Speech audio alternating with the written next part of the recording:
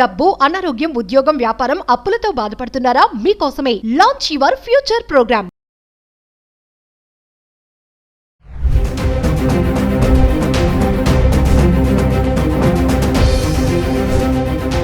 నమస్తే, welcome back to Suman TV. ప్రస్తుతం మనతో పాటు ఉన్నారు అనలిస్ట్ మందర కృష్ణారెడ్డి గారు. నమస్తే సార్. నమస్తే అమ్మా. కోల్కతా ఇన్సిడెంట్ తీసుకుంటే లా కాలేజ్లో అంటే లా చదివే స్టూడెంట్ పైనే సామూహిక అత్యాచారం చేశారు. అంటే అందులో ఇద్దరు ప్రెజెంట్ చదివే స్టూడెంట్సే, ఒకరు ఎక్స్ స్టూడెంట్ అంట. ఒకసారి దాని గురించి మాట్లాడితే. కలకత్తాలో 2024లో మనకు మెడికోస్ సంబంధించినటువంటి ఒక రేపు అత్యుదంతం కూడా మనకు కనబడుతుంది. అది చాలా పెద్ద సెన్సేషన్ కేసు. మొత్తం రాజకీయ పార్టీలన్నీ కూడా దానికి వ్యతిరేకంగా, అలాగే మహిళా సంఘాలు, సోషల్ అవేర్నెస్ ఉండేటువంటి అన్ని సంఘాలు కూడా దాన్ని వ్యతిరేకించాయి. నెలల తరబడి ఉద్యమం చేశాయి. చివరికి ఎవరైతే ఆ పనికి పాల్పడ్డారో వాళ్ళని అరెస్ట్ చేయడం, వాళ్ళకి శిక్ష విధించడం కూడా జరిగింది. కాబట్టి కొంత ప్రశాంతత ఏర్పడింది ఇప్పుడు. కానీ ఆ సంఘటన మరొక ముందే మరొక సంఘటన,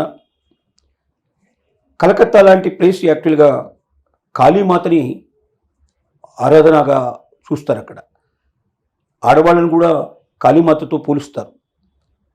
ఆ మాతగా ఆరాధించేటువంటి కలకత్తాలో కాళీమాత ఉత్సవం ఎంత గొప్పగా జరుగుతుందంటే ప్రపంచంలో ఎక్కడ జరిగినంత గొప్పగా అక్కడ జరుగుతుంది. అక్కడ ఎడ్యుకేటెడ్స్ ఎక్కువ, విలువలకు ఎక్కువగా అవకాశం ఇచ్చేది, విలువలను ఎక్కువగా పాటించేటువంటి మంచి సమాజం ఉన్నటువంటి కలకత్తాలో మరొక ఘోరం జరిగింది. ఇది లా కాలేజీలో జరిగింది. లా కాలేజీ సంబంధించినటువంటి అమ్మాయి పైనే అఘాయిత్యం జరిగింది. లా కాలేజీలో చదువుకునేటువంటి ఇద్దరు అబ్బాయిలు, పూర్వ విద్యార్థి ఒకరు, ముగ్గురు కలిసి సామూహిక అత్యాచారానికి పాల్పడ్డారు. ఆ అమ్మాయిని ఒకవైపు రేప్ చేసుకుంటూనే మరొకవైపున వీడియోలు తీశారు. ఈ విషయాలు బయట ఎవరికైనా చెప్తే ఈ వీడియోని సోషల్ మీడియాలో పెడతాం, నీ జీవితాన్ని నాశనం చేస్తామని చెప్పి బెదిరించారు. ఆ అమ్మాయిని నన్ను హాస్పిటల్కి తీసుకెళ్ళండి, నన్ను హాస్పిటల్లో జాయిన్ చేయండి అని వేడుకున్నా కూడా, కాళ్ళు పట్టుకున్నా కూడా కనికరించలేదు వాళ్ళు. వాచ్మ్యాన్ రూమ్లో వేసి తాళం వేశారు. చివరికి తెల్లవార్లు రేపు పూర్తయిపోయిన తర్వాత ఆ అమ్మాయిని వదిలేశారు. అమ్మాయి అతి కష్టం మీద హాస్పిటల్ జాయిన్ అవ్వడం, తర్వాత ఈ విషయం అంతా స్టేట్మెంట్ ఇవ్వడం, పోలీసులు అరెస్టు రంగం చేయడం, ఇలాంటివన్నీ జరిగాయి. కానీ ఇక్కడ ఎంత దురదృష్టమైన విషయం అంటే, వీళ్ళు కాబోయే అడ్వకేట్స్, వీళ్ళు కాబోయే న్యాయమూర్తులు, దీంట్లో ఎవరైనా న్యాయమూర్తులు కూడా అయ్యే అవకాశాలు ఉండి ఉండొచ్చు. చట్టాన్ని రక్షించాల్సిన వాళ్ళు, ఇటువంటి కేసులపైన వాదించాలి వీళ్ళు. అలాంటి వాళ్ళు ఎవరైనా అమాయకులు దాంట్లో శిక్షకు గురయ్యేటట్టయితే వాళ్ళని రక్షించాల్సిన బాధ్యత వాళ్ళ మీద ఉండేది. కానీ సభ్య సమాజం అంతా సిగ్గుతో తలదించుకునే విధంగా, సమాజం అంతా కూడా గ్రహించే విధంగా, ఒక న్యాయశాస్త్రం చదువుతున్నటువంటి విద్యార్థులు, న్యాయశాస్త్రం చదివేటువంటి విద్యార్థిని మీద ఇలాంటి అఘాయిత్యానికి పాల్పడటమే కాకుండా దాన్ని వీడియో తీసి సోషల్ మీడియాలో పెడతామని బెదిరించేటువంటి స్థితికి దిగజారిపోవడం అంటే, అసలు న్యాయస్థానం కూడా ఒకసారి ఆలోచించాల్సిన అవసరం ఉంది, న్యాయశాస్త్రం కూడా ఒకసారి మళ్ళీ ఆలోచించాల్సిన అవసరం ఉంది. ఇలాంటి విద్యార్థుల్లో మనం న్యాయవాదులుగా తయారు చేస్తున్నది వీళ్ళైనా రేపు ఈ న్యాయస్థానాన్ని రక్షించేవాళ్ళు, ఈ న్యాయాన్ని రక్షించేవాళ్ళు ఈ భారతదేశం లోపల.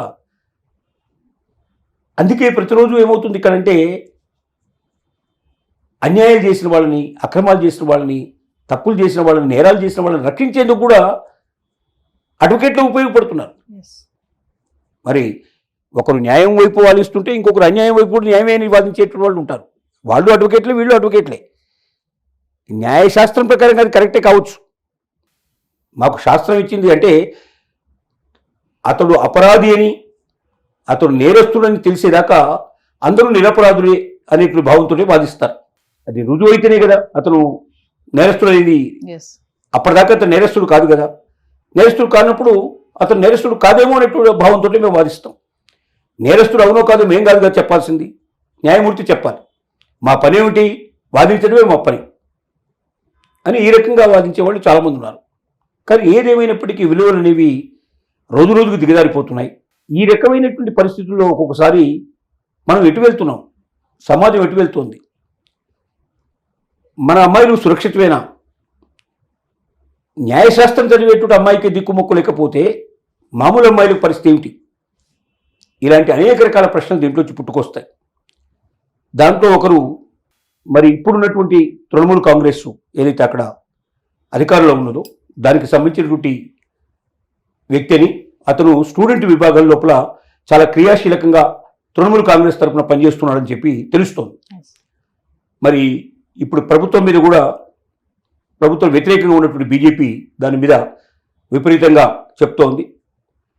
మెడికోస్ చనిపోవడంలో కానీ, ఇప్పుడు లా స్టూడెంట్ మీద జరగడం కానీ, స్టూడెంట్స్ మీద అత్యాచారాలు జరగడం జరుగుతోంది. దీనికి కారణం ఏంటంటే తృణమూల్లోనే అలాంటి నేరస్తులు ఉన్నారని వాళ్ళు ప్రచారం చేయడానికి ప్రయత్నం చేస్తున్నారు. ఇది కాకతీయంగా జరిగిందే తప్ప ఇది అలాంటి కాదు. ప్రతి రాష్ట్రంలోనూ ఇట్లాంటి జరిగే అవకాశాలు ఉన్నాయి, ప్రతి చోట జరిగే అవకాశాలు ఉన్నాయి. బీజేపీ అధికారంలో ఉన్నటువంటి రాష్ట్రాల్లో కూడా జరిగేటువంటి అవకాశాలు ఉన్నాయి, కానీ వీళ్ళు వాదిస్తున్నారు. ఏది ఏమైనప్పటికీ పార్టీల మీద నెచ్చుకోవడం కాదు, ఇక్కడ సమాజమే ఆలోచించాల్సిన పరిస్థితి. ఇలాంటి వాళ్ళకి తగిన గుణపాఠం చెప్పాలి, చాలా కఠినమైన శిక్షలు వేయాలి. మళ్ళీ భవిష్యత్తులో ఎప్పుడు కూడా వీళ్ళు ఇలాంటి పని చేయడానికి వీలు లేకుండా ప్రయత్నించాల్సిన అవసరం, ఆవశ్యకత ఎంతైనా ఉంది.